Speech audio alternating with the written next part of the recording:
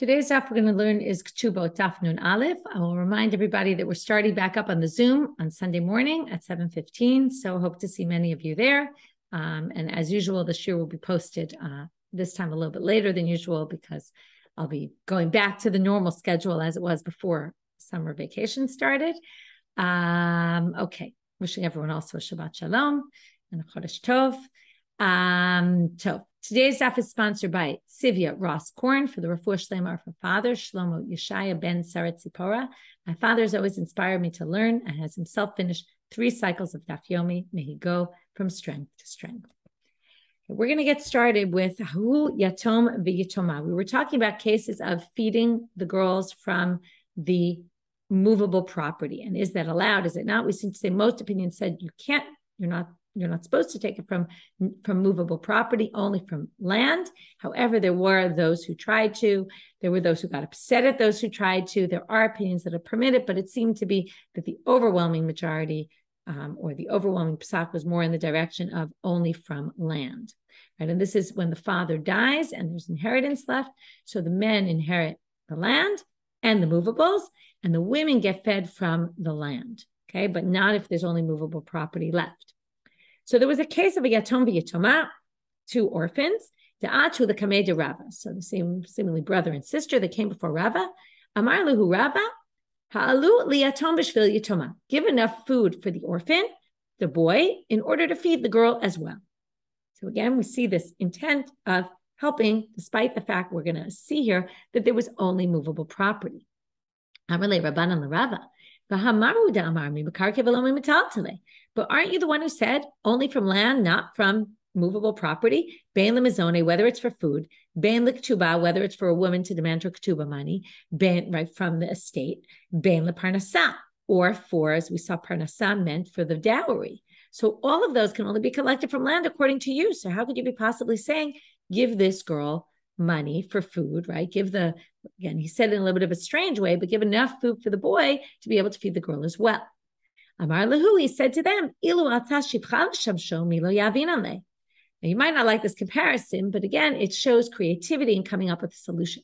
Sometimes we might not like what the content of it is, but it almost doesn't really matter in halacha. We can find a solution. It almost doesn't matter what we make happen in order, what comparisons we make or unfair statements we make. As long as we can come up with a solution, let's come up with a solution. So what does he say?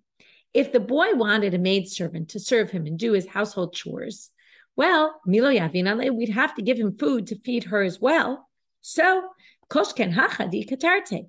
All the more so, this girl, because she's got 2 things going for her. Number 1, she's his sister. Number 2, she's serving him. Okay, so for all you brothers out there who think that your sisters live to serve you, okay, don't try to use this as a proof because they're not really saying that. But what they're saying is either she's probably doing household chores anyway, so let's just view her as if she's at least as good, if not much better. That's what he means dikatarta. There's 2 things going for her. All the more so, she has all the more reason to get, because she's better than a maidservant, right? Higher status anyway. And she's also the daughter and she should be getting fed anyway. And right, some people say maybe the intent is she should do some of the household chores, and then that will give her rights like a maidservant that she'll be able to. Right? But almost like Rav is saying, it's absurd that we're going to feed a maidservant and not feed the sister. Of course, we should feed the sister. So again, what's interesting here is even though he doesn't think that generally she should get fed from the movable property, the batatali, still he comes up with a solution for how to feed her. So again, you see that the halacha seems to be one way, but the rabbis are all trying to come up with ways to be able to feed these girls because they didn't really want them on the streets. So there's the black and white halacha, and then there's how you can make halacha work to support what you want to do. Tanu Rabbanan. Echad nechasim sheyesh lam achrayut, ve'echad nechasim she'en lam achrayut, motzi'in lamazon isha u'lebanot. Okay, nechasim sheyesh lam achrayut means property that has responsibility attached to it, which really just means land. Okay, which again means, right, if I owe you money and I have land and I sell it, well, you can get it back from that property. That's land. But same is not true for movable property. If I sell my movable property, you can't go demand it from someone I sold it to. So nechasim she'en lam achrayut, that don't have responsibility attached to them, that's movable property. So according to the first opinion here, does it matter movable property or not movable property? Motzi'in lamazon isha u'lebanot. Divrei Rebbe. So now we see that Rebbe is the one who holds, if we go back to the time of the Tanaim, he's the one who held that one can give money for supporting the girls and the wife from the movable property. Rabbi Shimon ben Elazar Omer, but he comes in and says, Nechasim sheyesh lam acharayut motziim. Okay, now we're going to split between money, between land and movable. So when it comes to land, motziim the banot min habanim, we're going to have a whole bunch of situations. If the boys took all the land, we take out for the girls their sustenance from the land.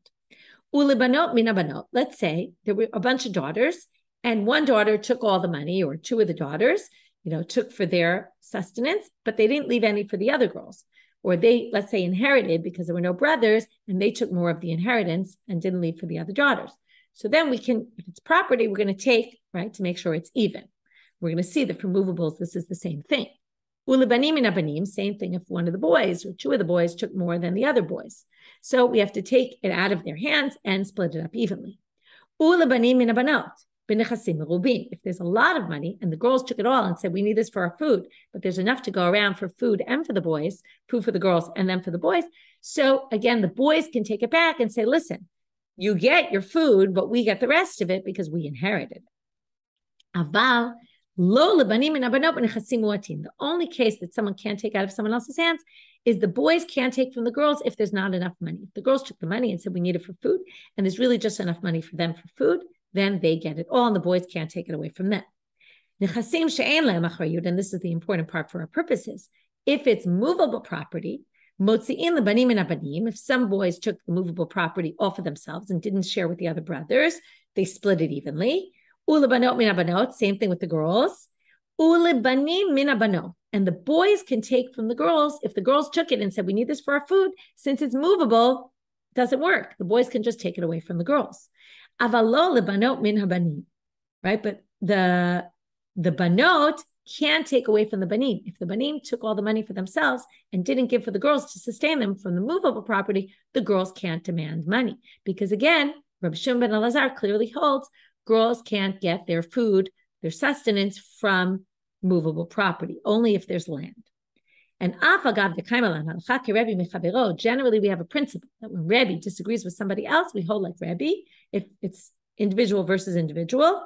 But in this specific case, we actually hold like Rabbi Shimon ben Elazar. The Amar Rava, how do we know this? Because Rava said, Hilchata, the halacha is, as we quoted before,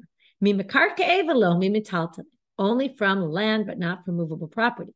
Bein l'ktuba, bein l'mizone, bein l'parnasa, whether it's the ktuba, whether it's the mizona, or whether it's the dowry. Okay. Mishnah. Lo katav la ktuba. Betula, let's say he didn't write her a ktuba. So betula gova matayim, ba'amana maneh, mipnei shu t'nai beitim. The virgin gets 200 no matter what. This goes back to the beginning of the Masechet. But here we finally see it explicitly, something we mentioned before about a ktuba being a t'nai beitim. This means that a ktuba is a done deal. Even if you didn't do it, she gets it. So if you didn't leave her the money in the ketubah, she's going to get her ketubah anyway. If she was a virgin, she gets 200 zuz. And if she was a widow, she gets 100. That's the basic. No one can go differently than that. And therefore, that happens all the time, even if you don't have a ketubah. Katav la sadeh shaveh maneh tachat 200 zuz. If he says, I'm giving you this field in place of your 200 zuz, and it's only worth 100, below katav la kol nechasim di'ilei achroin l'ketubatech. Or if he doesn't write to her, all the money in my possession is leaned to you, meaning anything I sell from here on in, if it comes time you collect your ketubah and I don't have any movable property, I don't have any property left, I've sold it all. Sorry, not movable. I don't have any land left. I sold it all because remember, she gets her ketubah from land. If he doesn't have any land left, she can go get it from anyone he's sold to from the moment of the ketubah. Remember, we had the whole debate. Is it from the marriage or is it from the engagement, the betrothal? And we're putting that issue aside. The point is, if he didn't write achrayut into the ketubah that you can go demand it from someone else, chayav, he's obligated anyway. Okay, his land is leaned to this ketubah, no matter what. Shu t'nai beitin, because again, that's a t'nai beitin. Lo katafla, what if he didn't write? Into. If you didn't write, if you get taken into captivity, I will redeem you and return you to be my wife. Ube kohenet, and with the woman who's married to a kohen, I will bring you back to your land, meaning I can't remarry you because we've already learned if a woman gets raped, right? There was concern if she was taken into captivity, she might have been raped. If a woman's raped, she's not allowed to be married to her. She can't even go back to her husband, who's a Kohen. Very difficult situation.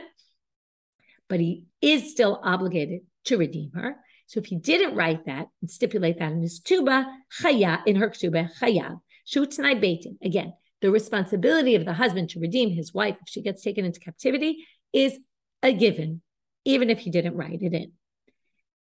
Nishpeit chayav liftota. Therefore, if she's taken into captivity, he must redeem her. Ve'imamal haregita uktubata. If he says to you, listen, while she's in captivity, here's your divorce document. Here's your money of your ketubah. Go redeem yourself. Not my responsibility. I'll give you back your ketubah, and in place, I'm not going to redeem you. Eino rashai. He's not allowed to do that.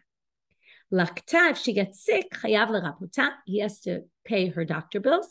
Rashi says this is really because it's like mizonot, because mizonot sustains you, and your doctor bills, and health issues sustain you. But this is different from redeeming her. Because Amar Hari Gitau Ktubata Tirapeh Tatzma Rashai. If he says, here's your ketubah money, go pay your own doctor bills, he can do that. Okay, Rashi explains why. Because if he divorces her, in general, he doesn't have to pay her food, just has to give her the one lump sum ketubah money. So likewise, since it comes from a food responsibility, therefore, when it comes to being sick, that he's allowed to say, I don't want any responsibility anymore. Now, the Gemara starts off with a big question. First, it says, Man, who is our Mishnah like? It seems to be like Rabbi Meir. Why? Rabbi Meir here, they're going to focus on these two lines that we saw in the middle of the Mishnah. The first is if he wrote her less than the actual amount of the ketubah, it's no good. He still owes her the 200 zuz. And the second was if he didn't write her that my property is lien to the ketubah, it's irrelevant. It's still his property is liened. So we're going to have a bit of an issue here who each of these lines holds like. It's going to seem like they hold like different people. Rabbi Meir, so first they say the Mishnah must be Rabbi Meir. Da'amal. This is the Mishnah on Nudal and Amabet.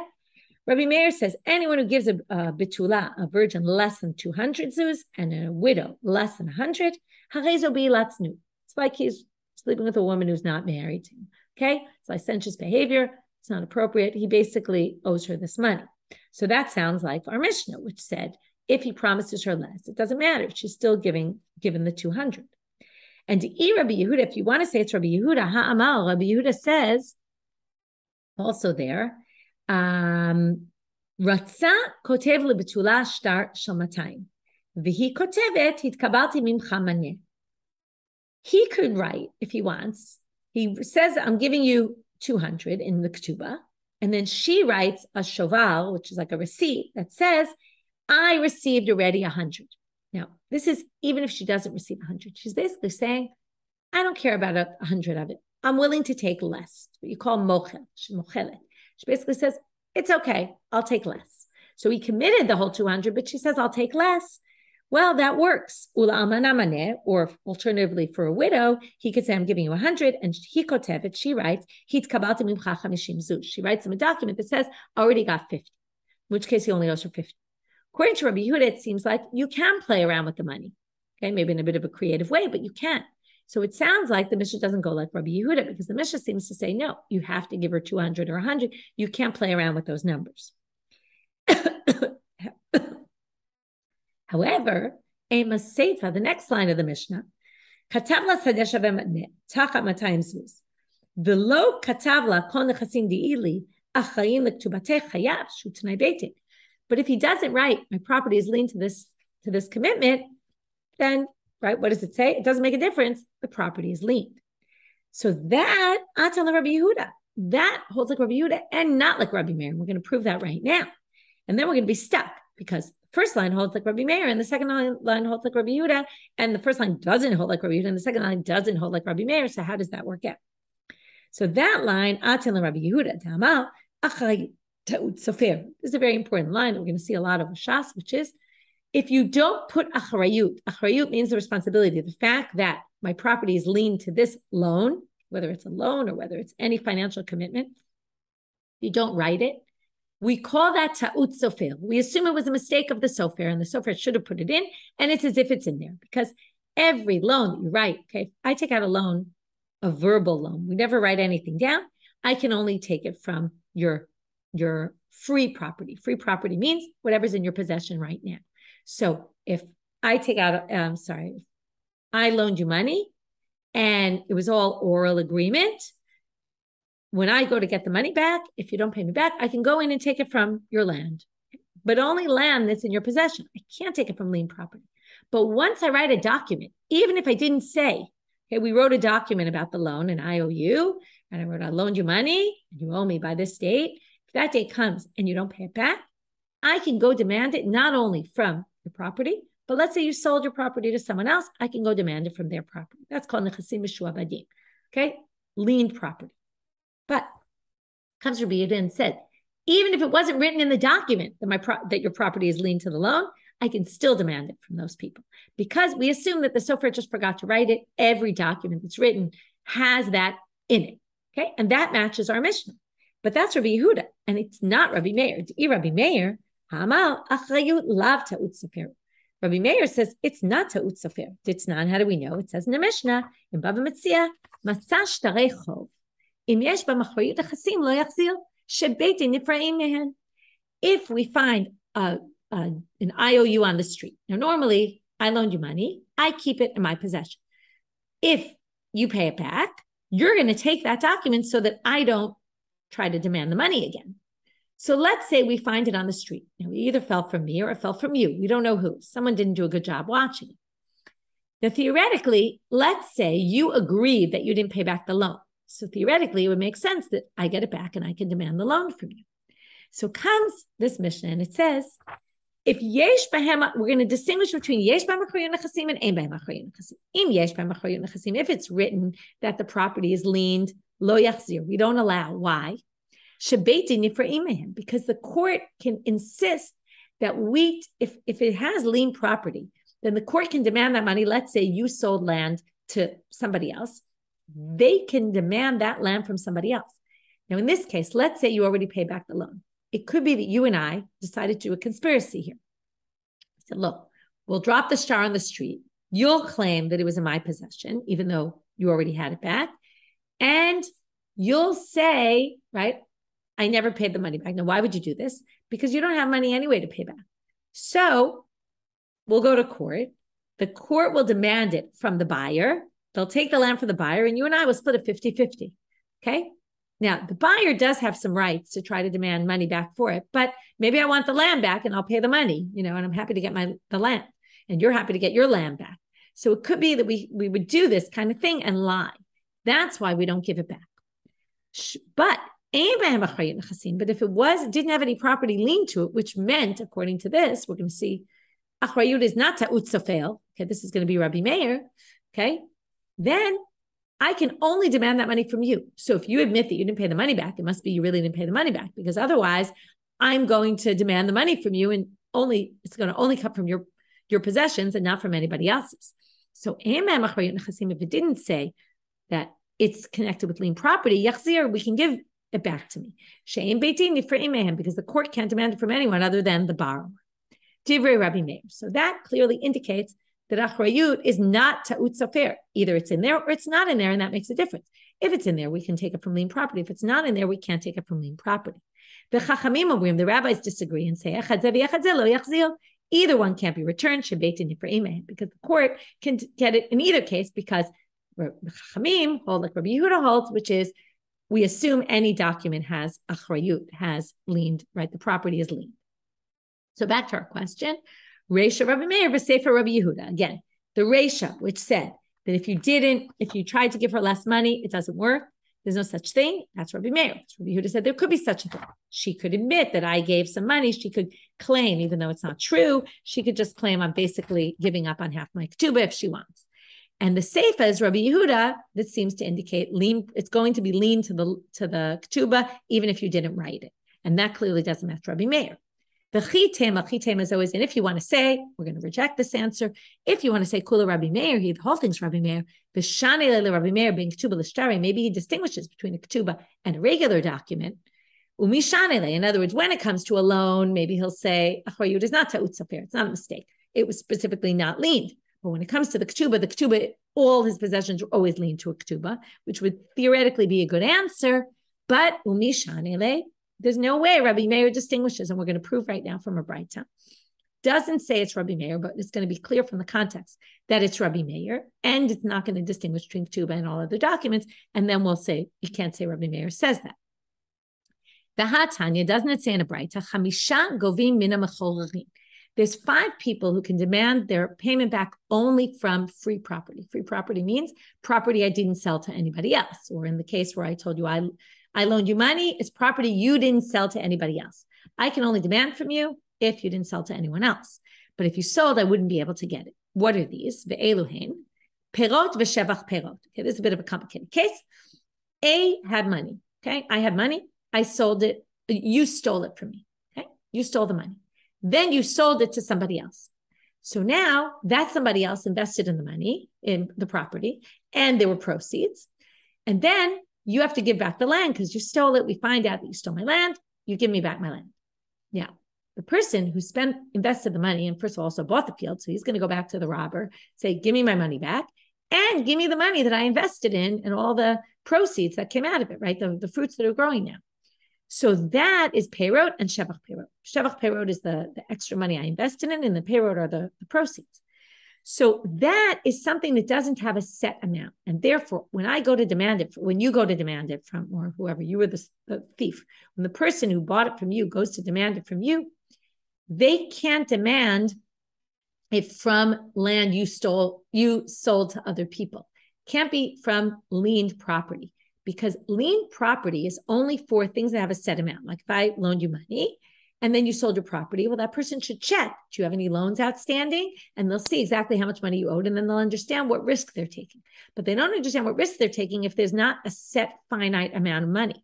And in this case, the shevach and the shevach perot and the perot is an unstipulated amount. So that can only come from the robber's free possessions. If a husband commits when he marries a woman, he's going to feed her children from a previous marriage. So if he commits to feed them, again, it's it's not set amount, and therefore he can only do it from. He can only demand it. She can only demand it from him.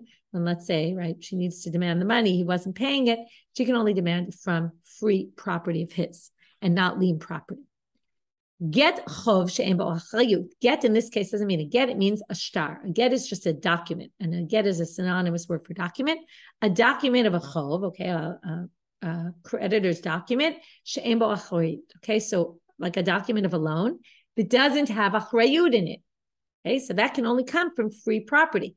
That obviously is Rabbi Meir. This is going to prove that the Braita is Rabbi Meir because it doesn't hold like Rabbi Yehuda that achrayut ta'ut sofer. It's not mentioned. It's just a mistake and it should be in there. This says you can only collect from free property if it doesn't have property mentioned in it, right? It doesn't say lien property.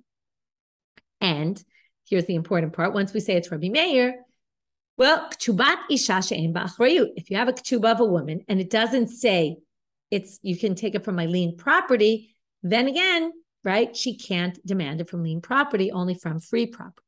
So here you see, number one, Man shamat leida amar achrayut lav ta'ut soferhu. Who is the author of this Mishnah who holds that achrayut is not a mistake of the sofer, and therefore, if it doesn't say it, it's not there. Rabbi Meir and v'katane ketubat isha. And look what's listed here. Ketubat isha is the same as a regular document, so you can't say he distinguishes between the two. So now the Gemara is going to give two possible answers. You can explain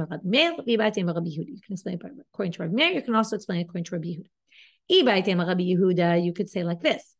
Hatam, in the case, what was the problem? In our Mishnah, it said you can't change the amount of the ketubah. And the Mishnah in Dalet, it said you could, right? If she admits I gave half, then she's basically giving up on half. So Hatam katva leit kabati. There she agreed. She said, she wrote in a document, I got money, which means that she was willing to give up on the money. But in our Mishnah, it never said anything about the woman. It just said the man committed to her less money. Never said she agreed to it. So, lo katva lehit kabati, she didn't agree to it. She doesn't agree to it, then no, you can't give her any less than she deserves. That's one way to read our Mishnah. Now we can explain the whole thing according to Rabbi Meir. My chayav de katani. We assumed when the Mishnah said, even if you didn't write achrayut nechasim, you're chayav, you have to pay it anyway. Maybe chayav means mina mechorerin. he's obligated to pay her only from free land and not liened possessions. So, right, property that he sold to other people. And then you can explain the whole thing according to Rabbi Meir, because then there's no contradiction at all. So according to Rabbi Yehuda, we distinguish between the two Mishnayot. According to Rabbi Meir, we just had to reinterpret that one word, and then it would change everything. Lo katavla. What if he didn't say, I'm going to redeem you? So, Amar Avua de Shmuel, and I have a whole discussion now about a shvuya. It's going to be similar to things we discussed about a shvuya before. Right, when we discuss a shvuya, there seem to be these different approaches. Shvuya hikilu, like they were lenient. Do we assume that she was raped? Are we concerned that maybe if she was raped, she did it willingly? And that's the issue, right? There's all sorts of questions that came up then. And it seemed to be that historically also there might have been different types of shvuyot, different types of people who took women into captivity. And that's going to be further proven from our daf today, where we're going to see that they're going to distinguish between different types of captors. Some, there's more likelihood that either they did it willingly or that maybe they did rape the women, didn't rape the women. There's all sorts of different reasons for why there might be all different kinds of opinions here. It could depend on the time in history or where they were living, etc. So Amar Avua de Shmuel, Eshet Yisrael shene'ensa asura leba'ala. A woman who's married to a man who is a Yisrael and she was raped. Right now we're not talking about taken into captivity. We're just talking about raped. Is forbidden to her husband. Why? Very shocking line, so be prepared. We're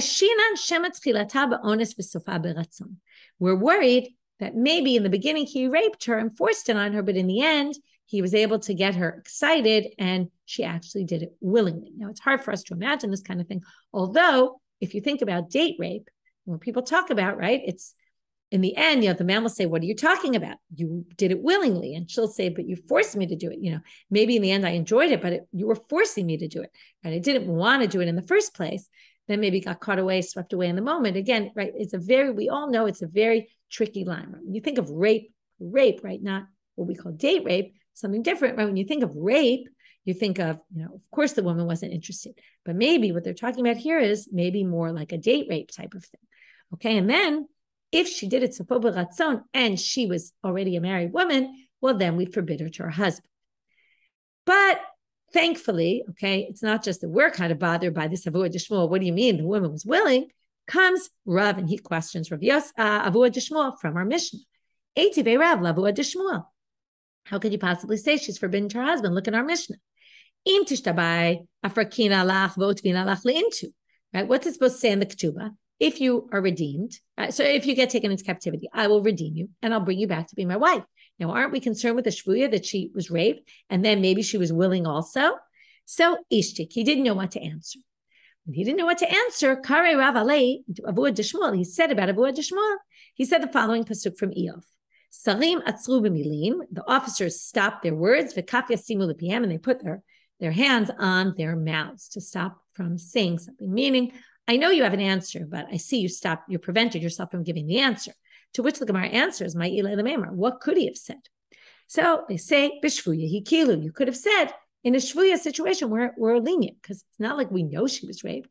And even if she was raped, we don't know that she did it willingly. So they were lenient when it came to a woman taken into captivity. It's not the same as a woman who was definitely raped.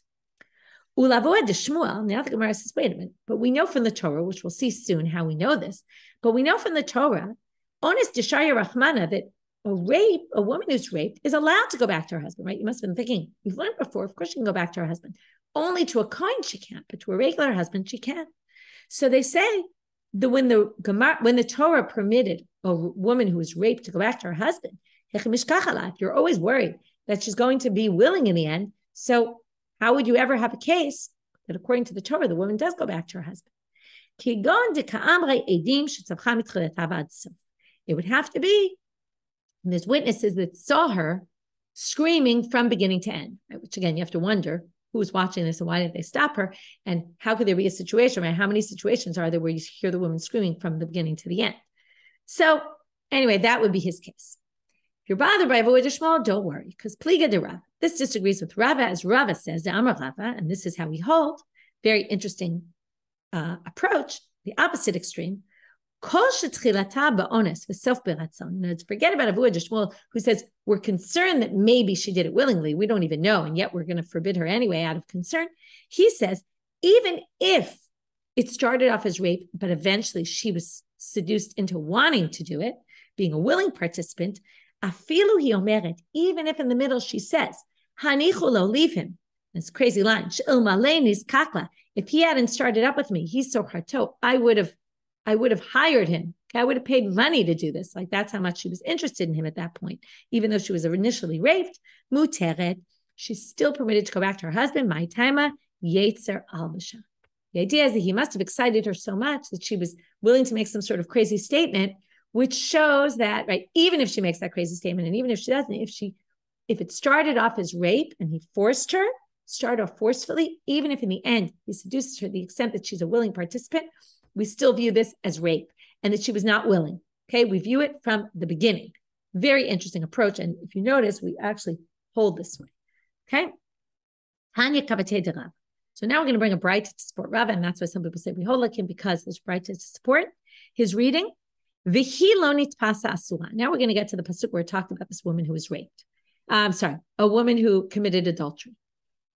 We're in the Sota Psukim. It's in Bamidbar, chapter 5, verse 13. If a man slept with her, and her husband didn't know, she went into a room alone with him, and she was impure, meaning she slept with him. And there were no witnesses. What does nitpasa mean? She wasn't forced. Okay, nitpasa is he grabs her. She wasn't grabbed. She wasn't forced into it. She wasn't forced. That's when she becomes a sota, basically. So v'hilo nitpasa asura, and then she can't go back to her original husband. If he accuses her of being a sota, and she was clearly a willing participant, then she's forbidden. Hanitpasa. From here you can learn if she was forced, muteret. That's where we learn from the Torah that she can go back to her original husband. That was what we were trying to say, according to Avodah Shmuel, what would that case be? And then they say, well, notice it says he lo nitpasa. Could have just said the lo nitpasa. Why does it say he?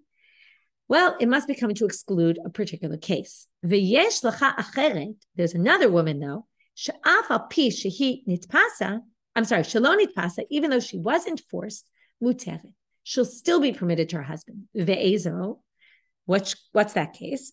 Zo kol shetchilata ba'ones v'sofa beratzon. That's the proof for Rava. This word vihi comes to teach you. And there's another case though. Vihi lo nitpasa. She wasn't forced, right? Then she's forbidden.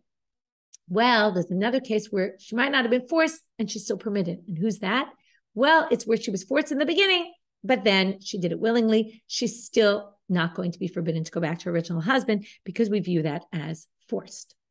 Tanya Idach, we're going to have other drashot now about that word vihi.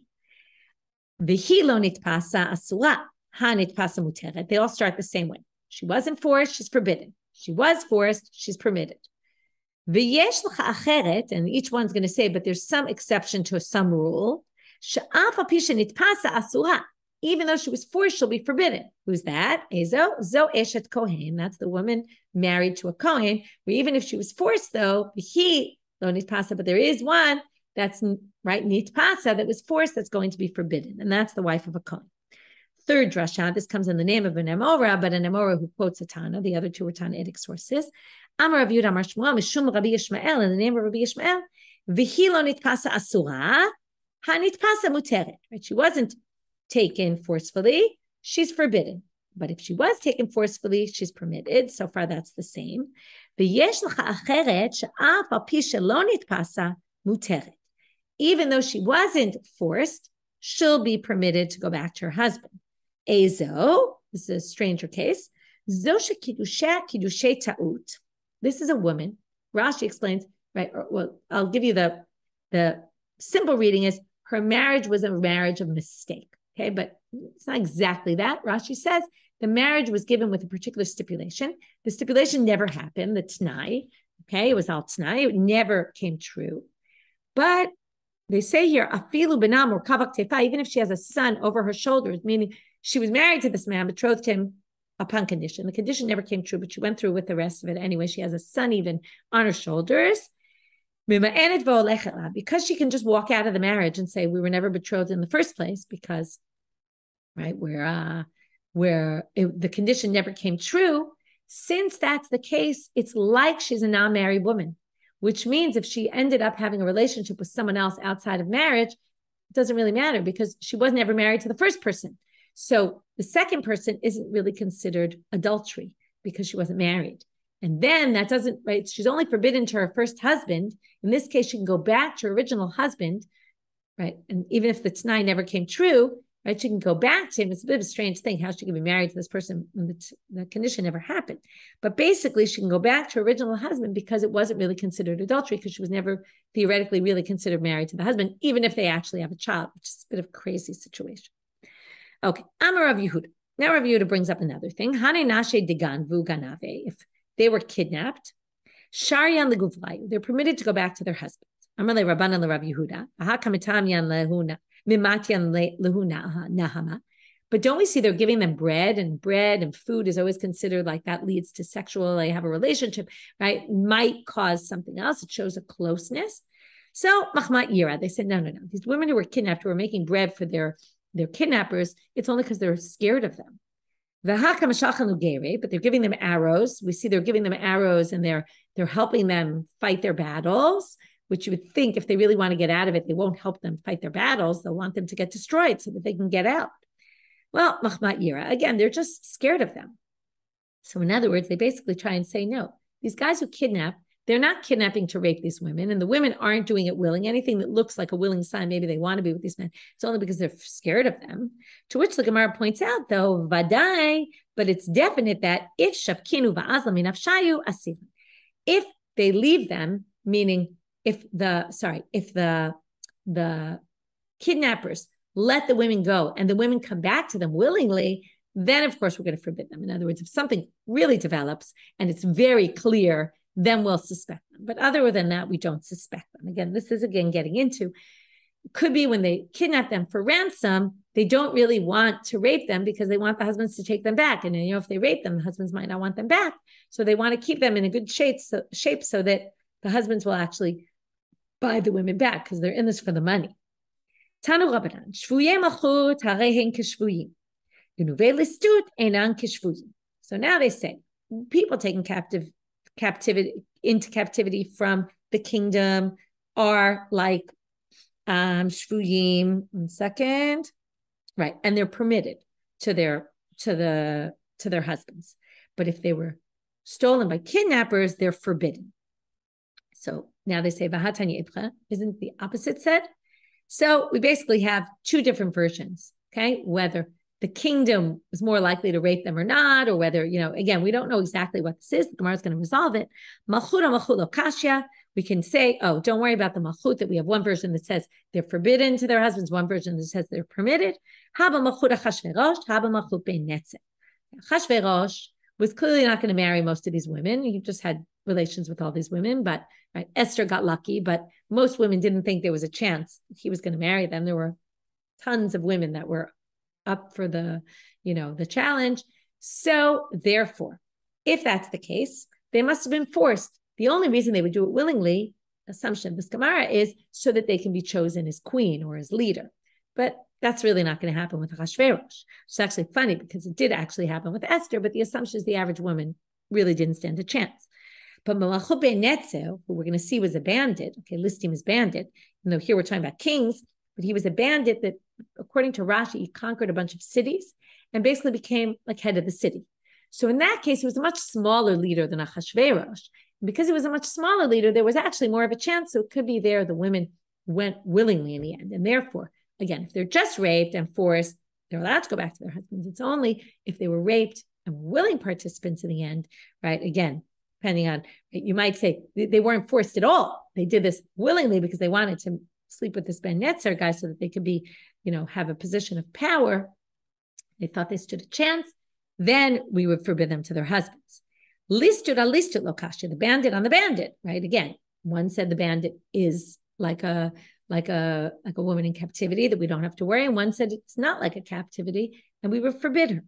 So also lokasha, haba ben netzel, haba listim to alma.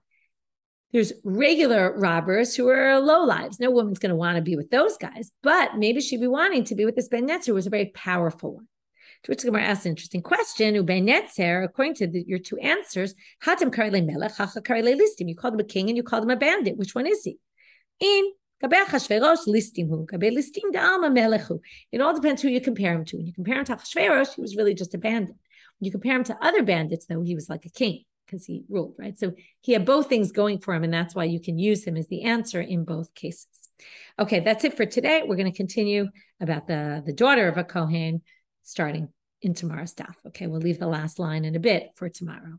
Have a Shabbat Shalom, and Shabbat stuff will go up soon. And see you on Zoom on Sunday if you participate in the Zoom. Litraut and Chodesh Tov.